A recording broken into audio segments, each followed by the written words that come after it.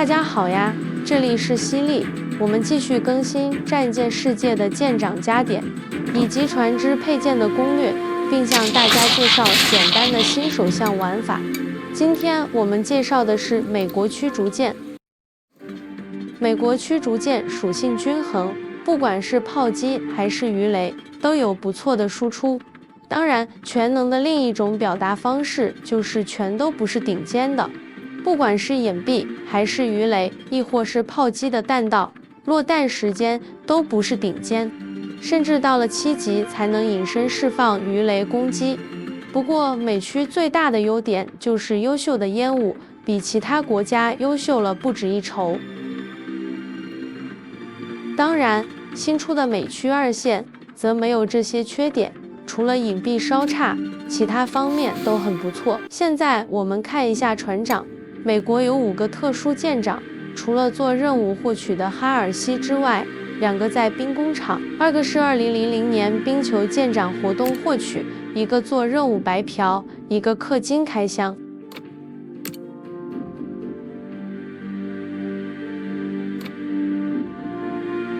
哈尔西这个任务还是挺难做的，没有半年很难拿下，新人可以反复做一星任务累计，算是个小技巧了。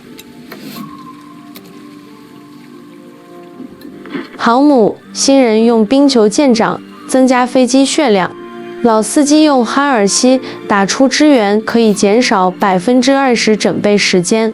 战列舰斗兄弟传奇舰长转炮切弹强化，巡洋舰新人用冰球舰长增加血量，其他舰长也都可以。驱逐舰用冰球舰长增加血量。总的来说，冰球舰长性价比最高，给驱逐舰或者航母；精英传奇舰长给战列舰、巡洋舰。下面我们正式开始加点说明。首先看美区1线，约书亚作为美区依然比较中庸，推荐用小精度插件搭配鱼雷插，因为隐蔽和弹道都不太好。不提打不过山雾和左耳机，甚至好多10级船都打不过，所以只推荐当辅助，给队友拉烟，当有合适机会再上前内卷，所以这条船不推荐。机灵的话，因为有一个传奇插，所以可以玩纯鱼雷，隐蔽也非常优秀。如果没有传奇插，那么还是用美区通用的辅助加点。结论是有传奇插推荐，没有就不推荐。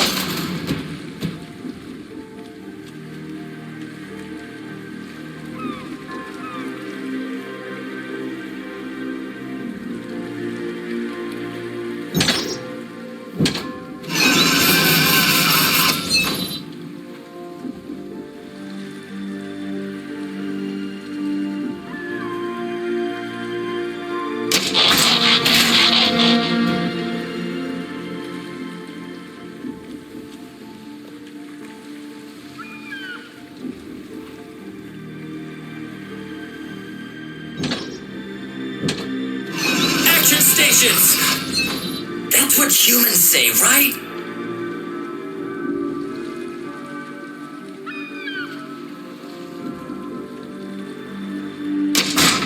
Let's rev up and roll out!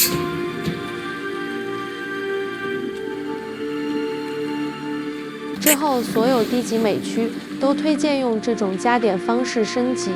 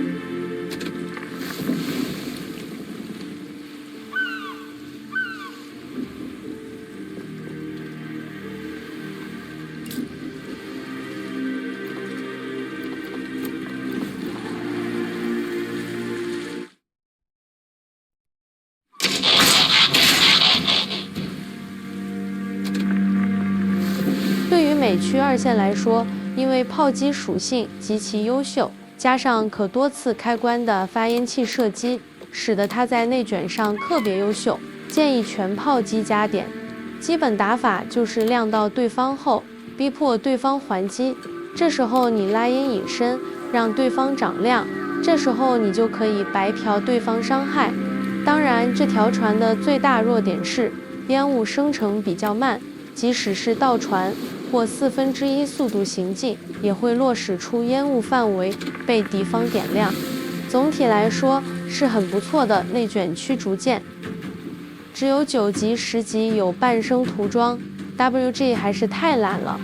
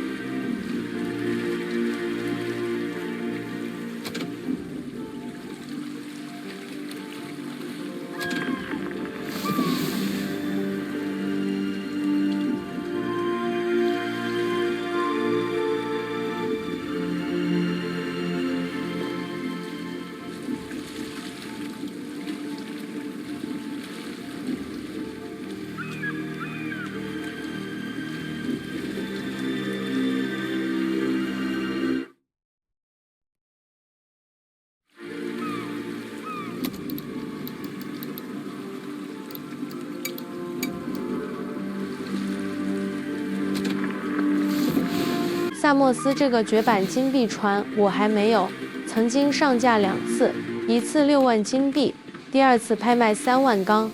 作为美国岛风，拥有16.5公里射程，3×4标上17900的鱼雷伤害，还是相当强力的。希望以后会作为钢船进兵工厂吧，非常推荐。谢尔曼的特色是5公里的水拼，鱼雷可以忽视，排位上射速差。主要任务是控点内卷，随机上射程差，甚至可以双射程，当然这样会被队友骂的。综合来说，不推荐。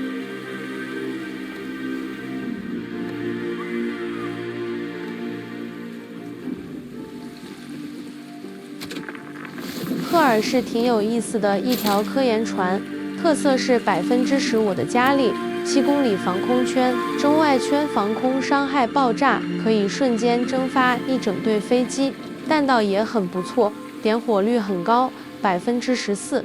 但是标上低，秒伤低，甚至不如7级船，所以不要内卷，远处跳洗，帮战列舰防空就好。总结为杂耍船，不推荐。拉菲作为近期造船厂出品的美区，大家应该都有，和布洛士一样。都是可多次开关的特殊发烟器，并且隐蔽只有6公里，还有2组8K 的鱼雷，加上3连发弹夹炮，非常超模。但是它的127主炮和机灵一样，超过10公里就很难命中机动性高的船了。评价为全能的内卷驱逐舰。哈尔福德是挺有意思的一条船，因为有火箭攻击机。可以很方便安全地侦察地方行动，因为美系驱逐的烟雾很不错，也可以顺便给队友副炮船拉烟。喜欢自己输出就强化射速，喜欢辅助就强化鱼雷，评价为优秀的辅助。约翰斯顿是赛普特化弗莱彻，有精英指挥官强化转炮就点转炮，普通舰长就点切弹，优秀的隐蔽加上弹夹炮。内卷很不错，但是打不动大船，适合一击及拖用弹夹炮打击对位驱逐舰，胜利后用鱼雷打击大船。贝纳姆是9级最强的雷区，没有之一。鱼雷海的代名词，强大，无需多言。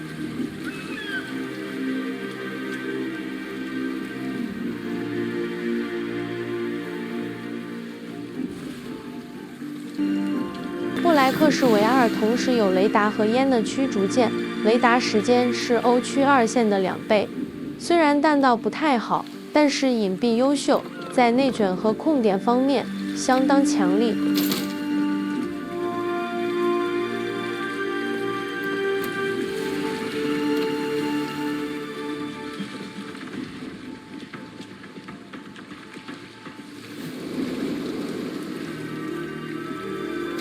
基德依然是祖传美系弹道，因为有宝剑，内卷能力还是可以的。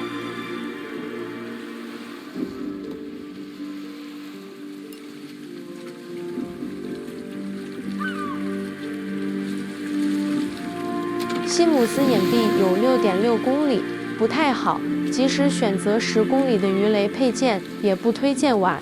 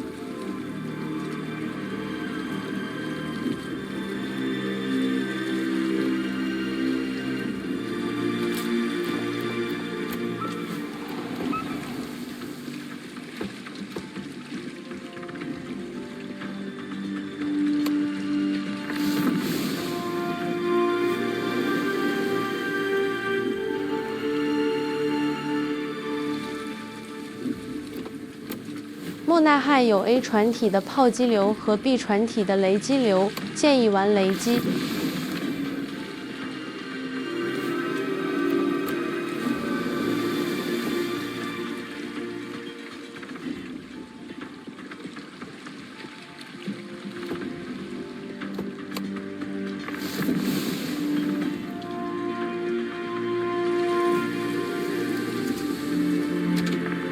希尔没法用隐身鱼雷，干脆用约书亚的炮击船长即可。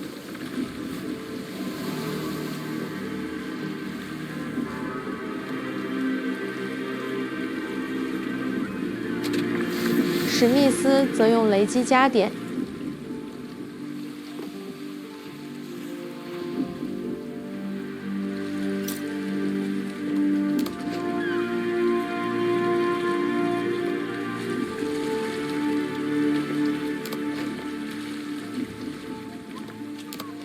好了，今天的内容就到这里，我们下期再见。To your valor, my sword, and our sworn duties, long may the sun shine.